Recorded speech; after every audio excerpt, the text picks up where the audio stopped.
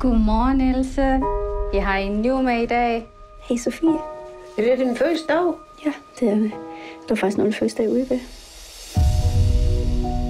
Har du arbejdet over i sundhedsfag før?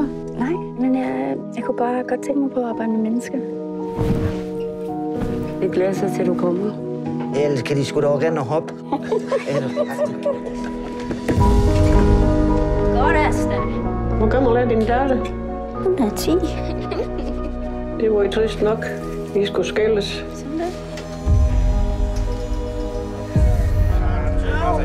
Jeg skulle gerne lige lukke dig til at tage en vagt i morgen. Men jeg har godt nok min datter, hun først sige mod søndag. Altså, jeg har manglet virkelig folk til weekend, og særligt i morgen. Så hygger vi bare ekstra meget næste gang, ikke?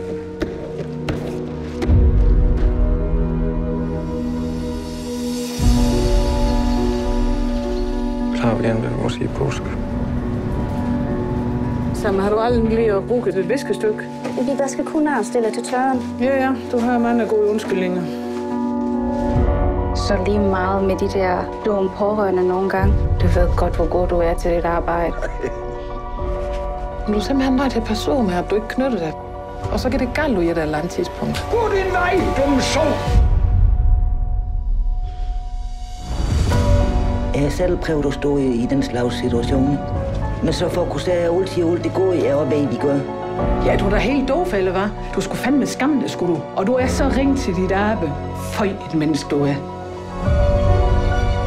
Jeg har lige, du må få dem til at overleve. Men at få dem til at leve, mens de er.